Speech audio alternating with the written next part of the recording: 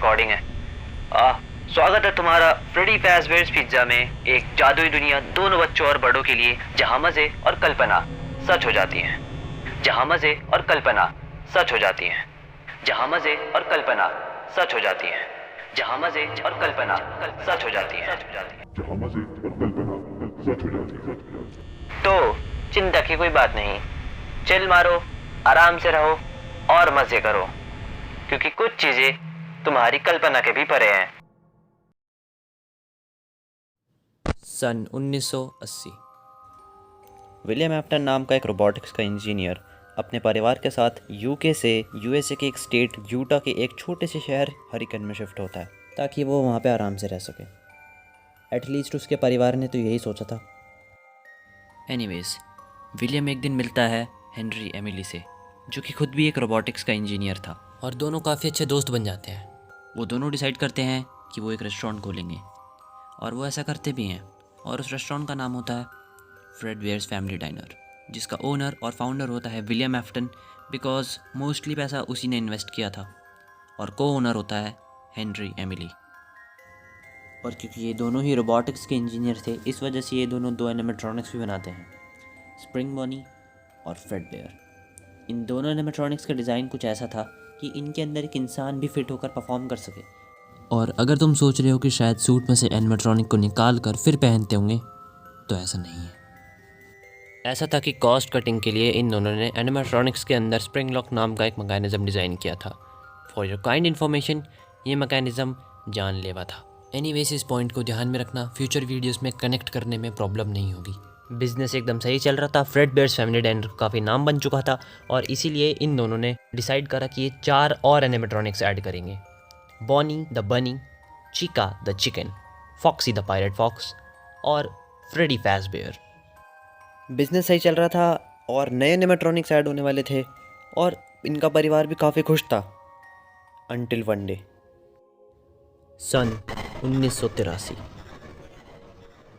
अब याद करो, जब मैंने कहा था कि विलियम अपने परिवार के साथ शिफ्ट हुआ था, आई मीन उसके 3 बच्चे हैं, 2 बेटे और 1 बेटी। सबसे पहला बेटा है माइकल एफ्टन, उसके बाद है बेटी एलिजाबेथ एफ्टन, जिसको लोग लिजी भी कहते हैं फैंडम में, और इवान एफ्टन, जिसको क्राइंग चाइल्ड भी कहते हैं। अब सीन कुछ ऐसा था कि जो माइकल एफ्टन था वो इवान एफ्टन को बुली करता था, और इवान एफ्टन की अपने बाप की क्रिएशन से बहुत फटती थी। हाँ, अपने भाई से तो फटती थी, मगर मैं उसके रोबोट्स की बात कर रहा हूँ। क्राइंग चाइल्ड की सबसे ज़्यादा फटती थी फ्रेडबेयर से। आई मीन यार, इससे डरेगा कौन नहीं, ये मेरे सामने आ गया मैं तो मुद दूंगा। खैर खैर खैर, भटकते नहीं हैं। और माइकल को ये बात अच्छे से पता थी कि इवान की फ्रेडबेयर से बहुत गंदी फटती है। अगर एक बुली को पता चले कि तुम्हारी किस चीज़ से फटती है, तो वो क्या करेगा? उस चीज़ को तुमसे दूर लेके जाएगा? नहीं नहीं नहीं नहीं, वो तुम्हें उस चीज़ के और पास लेकर जाएगा ताकि तुम्हारी और फटे।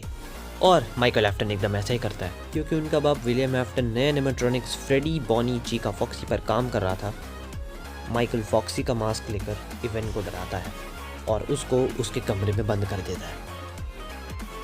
Normal older and younger sibling stuff, right? नहीं, ये साला माइकल इतना हरामी था, इसने अपने छोटे भाई की बर्थडे पार्टी अपने बाप के पिज्जेरिया में ही रखवा दी। हाँ, फ्रेडबेयर्स फैमिली डाइनर में, जहाँ इवन की बहुत बुरी फटती है। किससे? फ्रेडबेयर से। और इतना कम नहीं था, हद पार तब हो जाती है जब माइकल इवन को अपने दोस्तों के साथ मिलकर उठाता है, फ्रेडबेयर के पास लेकर जाता है और डराता है। जब इवन थोड़ा डरना कम कर देता है, तब वो इवन को ये बोलकर, चलो तुम्हें फ्रेडबेयर से एक बड़ी किस दिलाता हूँ, ये कहकर वो इवन को फ्रेडबेयर के मुंह में ठूस देता है। अब उसका नाम क्राइंग चाइल्ड किसी रीज़न की वजह से है। ऑब्वियसली वो बहुत रोता रहता है, और रोते हैं तो आंसू आते हैं ना, ऑब्वियस सी बात है। और आंसुओं के मॉइस्चर से फ्रेडबेयर के मैकेनिज्म लूज हुए, उनमें शॉर्ट सर्किट हुआ, और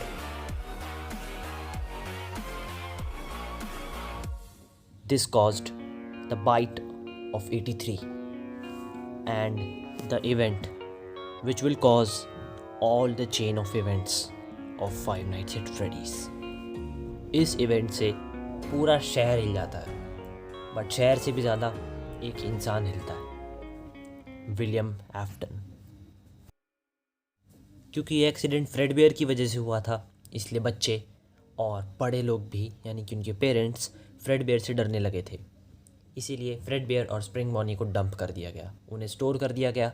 अब जिन नए एनिमेट्रॉनिक्स पे हेनरी एमिली और विलियम एफ्टन काम कर रहे थे, फ्रेडी, बॉनी, चिका, फॉक्सी, उन्हें जल्दी जल्दी बनाकर वो रिलीज़ करते हैं ताकि उनका धंधा रुके ना, जिससे बनता है फ्रेडी फैज़बेयर्स पिज़्ज़ा।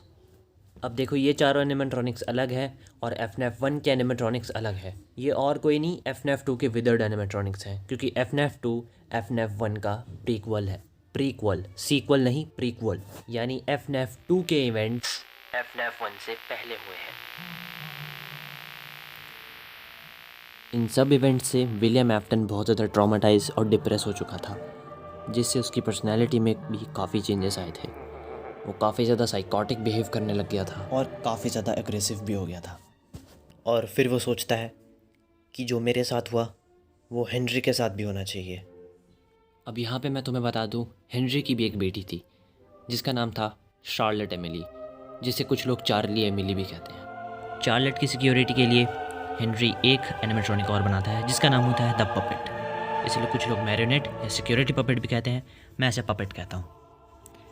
एक दिन शार्लेट हेनरी को ढूंढते ढूंढते पिज़्ज़ेरिया में आ पहुँचती है। वहाँ पे उसे कोई नहीं मिलता और वो पिज़्ज़ेरिया में नहीं जाती क्योंकि किसी ने दरवाज़ा बंद कर दिया था। ये चीज़ पपेट देख लेता है और अपने बॉक्स से बाहर आने की कोशिश करता है, बट वो बॉक्स से बाहर आ नहीं पाता। वो अंदर जाने की कोशिश करती भी है, लेकिन फिर उसके बजाय वो बाहर खड़े रह के हेनरी का वेट करती है। और ये उसकी ज़िंदगी की सबसे बड़ी गलती थी, क्योंकि बाहर उसे मिलता है विलियम एफ्टन। विलियम शार्लेट को अपने पास बुलाता है, और क्योंकि शार्लेट को विलियम पे भरोसा था, क्योंकि विलियम उसके पापा का बिजनेस पार्टनर था, इसीलिए शार्लेट विलियम के पास चली जाती है। और फिर विलियम शार्लेट का मर्डर कर देता है। मर्डर करने के बाद विलियम शार्लेट की लाश को पिज़्ज़ेरिया के पीछे बैक एली में फेंक देता है। फाइनली पपेट अपने बॉक्स से बाहर आता है और पिज़्ज़ेरिया के बाहर जाता है, बस ये जानने के लिए कि जिसकी उसे प्रोटेक्शन करनी थी अब वो नहीं रही, और वो उसे बाहर बैक एली में ढूंढ लेता है।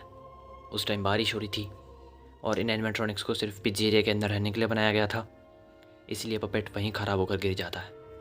थोड़ी देर बाद शार्लेट की स्पिरिट उसकी बॉडी से निकलकर पपेट को पोजेस कर लेती है, और इससे हमारे सामने सबसे पहला पोजेस्ड एनिमेट्रॉनिक आता है।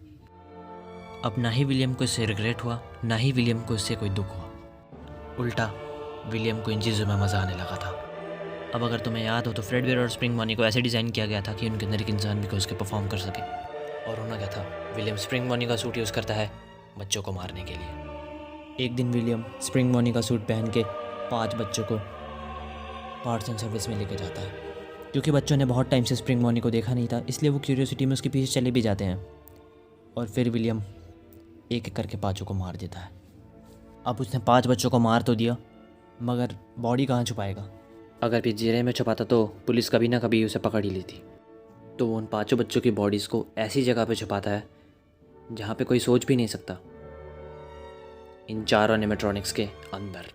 अब तुम पूछोगे कि 5वां बच्चा कहाँ गया? 5 बच्चे मारे थे ना।